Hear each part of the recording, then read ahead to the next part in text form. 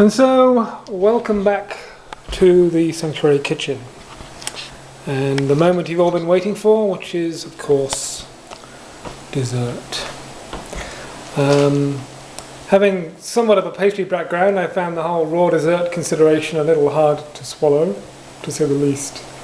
And some of the recipes just give me the heebie-jeebies. I mean, whoever thought it was a good idea to make chocolate mousse out of avocados was obviously deranged.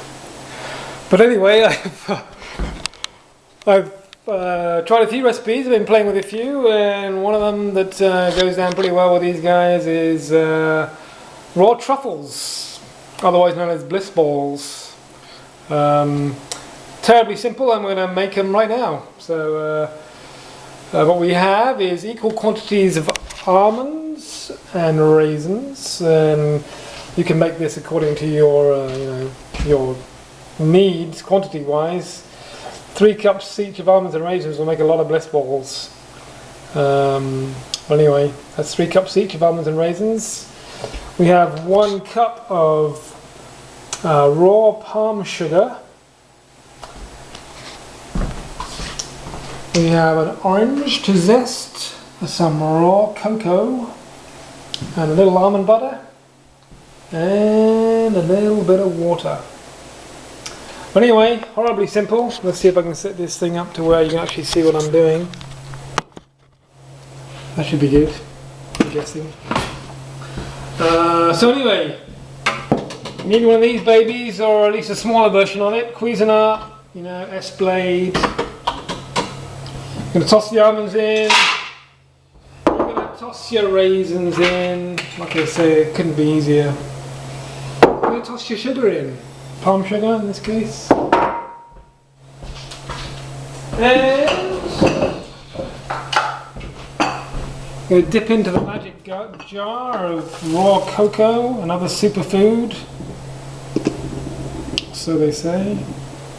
Generous cup of cocoa powder. Like I say, these are the amounts that I'm using for this lot. Here we'll eat 20 each. But you won't need, you can cut it down to a cup each of the almonds and raisins, and then you can sweeten it to your liking. You can even leave out the palm sugar if you like and just try it with the sweetness of the raisins. Now to this we're going to actually add some little orange zest. Chocolate and orange is a great combo. Anyway, try and find a microplane if you can. This isn't a microplane, the kitchen doesn't have one. I need to get one, but this is as fine a grater as I have. And I'm just going to grate some zest off the orange.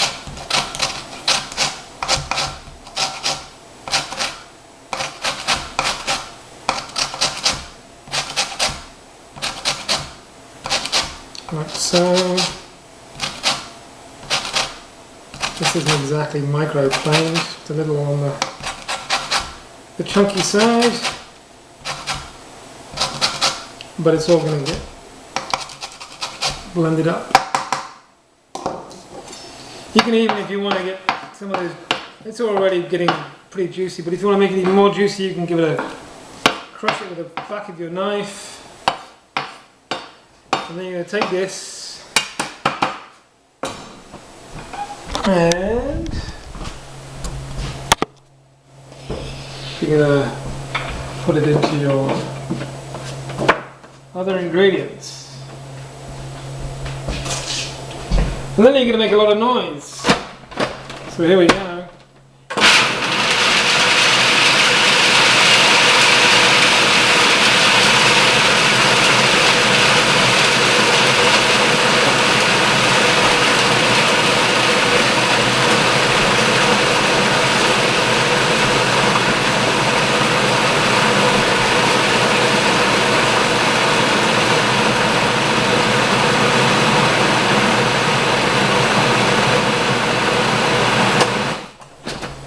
Once you get it all nicely ground up, it's going to have this sort of quality to it.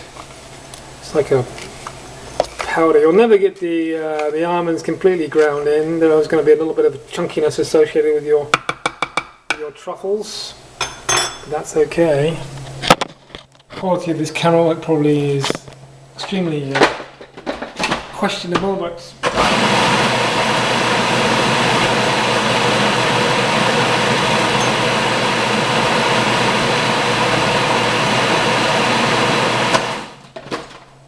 just to get things binding or beginning to come together, I'm going to add a big dollop of almond butter, and that is an official measurement, the big dollop. So just to get things going.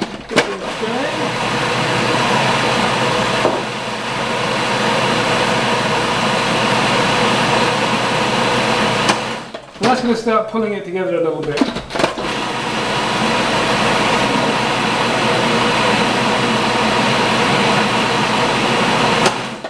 Now, because almond butter is so expensive, to finish the pulling together aspect, you're going to use some good old H2O. Now this is a kind of a touchy-feely thing. It's not there's no measurement for it.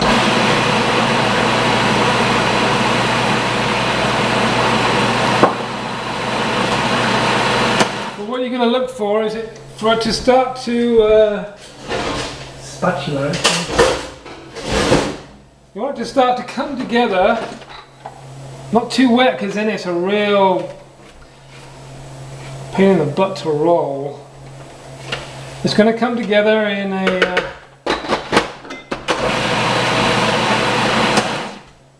this will start to come together and it'll start to roll around in a ball, but you don't want it too sticky. Like I said, it's going to be touchy-feely. You're going to have to play with it properly. It's not something that translates well onto film.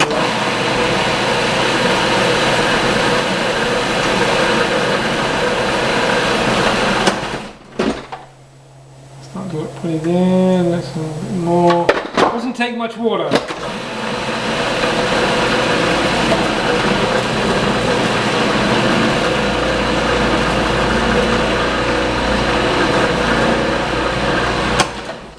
You'll know if you've added too much, because when you try and roll it, it'll just be like mush in your hands.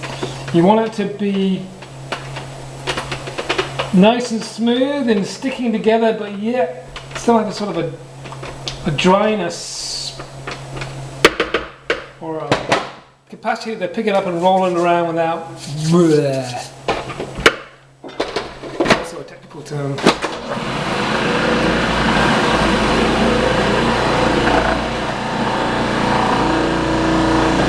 Close.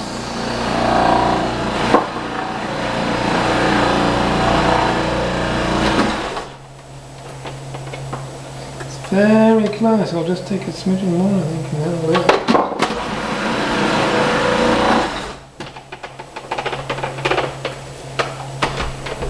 it. Dig in there occasionally with your spatula and turn it over, because sometimes the blade just likes to whirl around and the stuff on the bottom and doesn't get the stuff on the top.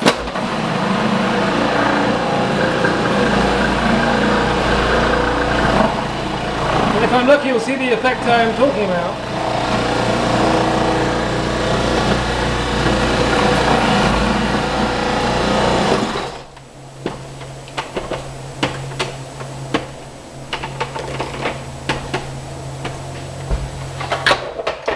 So anyway, I think that's good. This is the sort of consistency you want.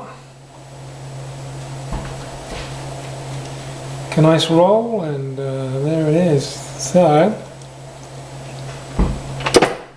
oh, lovely.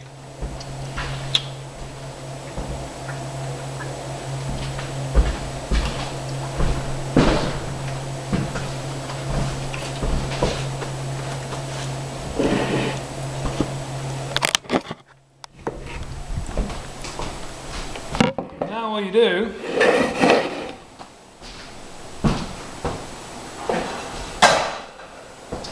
is take this mixture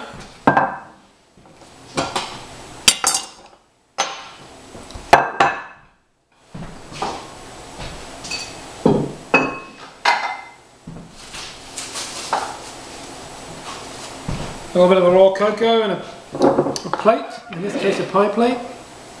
I really need a professional cameraman.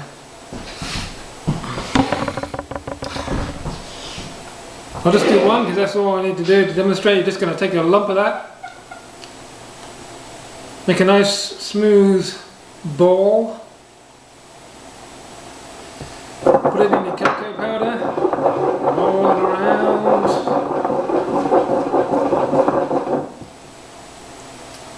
And there you have